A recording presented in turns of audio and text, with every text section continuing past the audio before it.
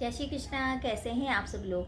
मकर संक्रांति, देखिए सूर्य की जो संक्रांति होती है वो हर महीने आती है, यानी कि हर महीने सूर्य राशि परिवर्तन करते हैं, उसको संक्रांति बोलते हैं। लेकिन स्पेशल जो विशेष जो संक्रांति होती है उसमें एक तो मकर संक्रांति होती है, कर्क संक्रांति। सूर्य हर महीने राशि परिवर्तन करते हैं। जब वो मकर राशि में आ जाते हैं, यानी कि जैसे 14 जनवरी को मकर में आ जाएंगे, तो उसको कहते हैं मकर संक्रांति।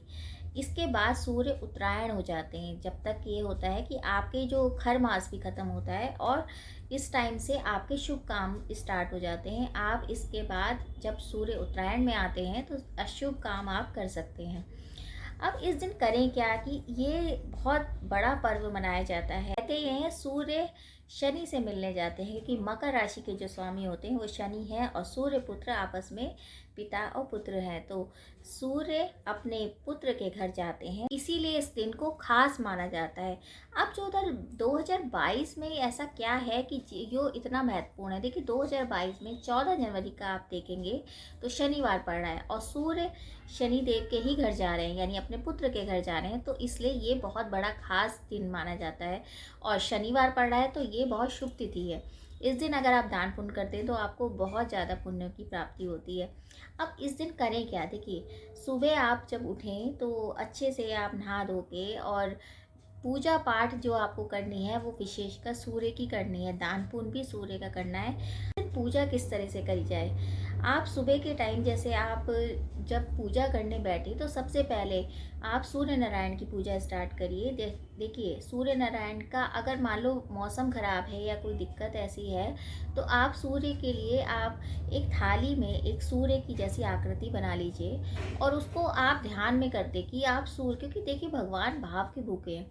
ये सोचिए कि वो सूर्य देवता हैं और उसकी आपको पूजा करनी है, तो किस तरह से तिल के लड्डू की, गुड़ की, क्योंकि इस दिन विशेषकर यही चीज़ होती है कि तिल के लड्डू और या तिल से संबंधित कोई भी मिठाई हो और गुड़, इसका विशेष दान भी होता है और इसका भोग भी लगता है। तो आप सूर्य नारायण को उसका भोग लगाइए, या जो आपने आकृति बनाई है थाली में उस पर कि सूर्य अगर नहीं नज़र आ रहे हैं तो बहुत सौ की ये दिक्कत होती है, सूर्य नहीं दर्शन देते हैं, तो आप एक थाली में ये बना लीजिए और उनका ध्यान करते हुए 5 माला कम से कम आदित्य हृदय स्तोत्र की, या 5 माला आप गायत्री मंत्र की, 5 माला ओम गृहिणी सूर्याय नमः या ओम आदित्य नमः की आप करेंगे तो आपको बहुत पुण्य की प्राप्ति होती है।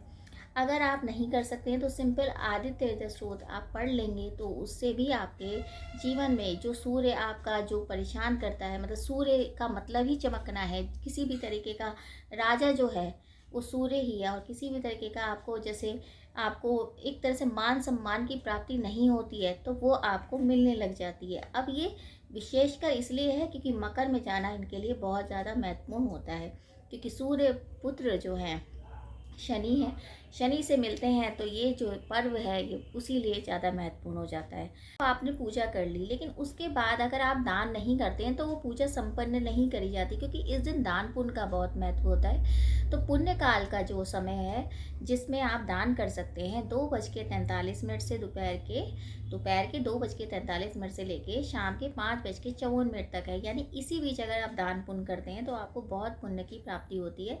साथ में आप बुज़ुर्गों को, अपने घर के बुज़ुर्गों को पैर छू के उनका नमन करके आप उन्हें बायना देते हैं या कोई वस्त्र देते हैं तो बहुत शुभ रहता है, आपके ऊपर असीम कृपा रहती है, क्योंकि बुज़ुर्गों का आशीर्वाद भी बहुत महत्वपूर्ण होता है, क्योंकि दुआओं में बहुत शक्ति होती है। और अगर आप किसी भूखे को भोजन कराते हैं तो वो भी बहुत अच्छा रहता है। अब ये सब करने के बाद शाम के टाइम आप गीता का पाठ करते हैं तो भी वो बहुत महत्वपूर्ण रहता है, क्योंकि उससे आपको और पुण्य की प्राप्ति होती है। बहुत से लोग तो गंगा स्नान भी करते हैं, लेकिन जो नहीं कर पा रहे हैं तो वो इस तरह से पूजा करेंगे तो बहुत शुभ रहेगा। अब आप कहेंगे कि अब जो हमने थाली में बनाई थी वो सूर्य का क्या करना है। देखिए शाम तक रखिए उसको। शाम के टाइम जब आप दिया बाती करेंगे या दिया जलाएंगे मंदिर में, उसके टाइम में आप थोड़ा सा गंगा जल लेके उसको अच्छे से, मतलब वो सिमट जाएंगे आराम से, फिर उसको आप गमले में डाल दीजिए।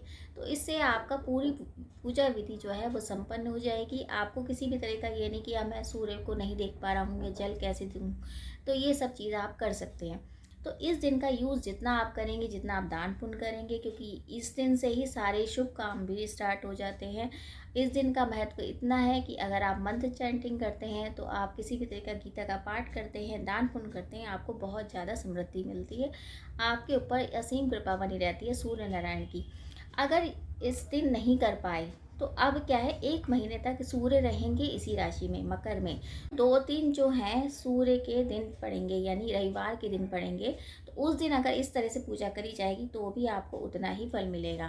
तो आप सभी को मकर संक्रांति की बहुत बहुत शुभकामनाएं। आप पर ईश्वर की कृपा बनी रहे, सूर्य नारायण भगवान की कृपा बनी रहे, सबको ही मान सम्मान मिले। जय श्री कृष्ण।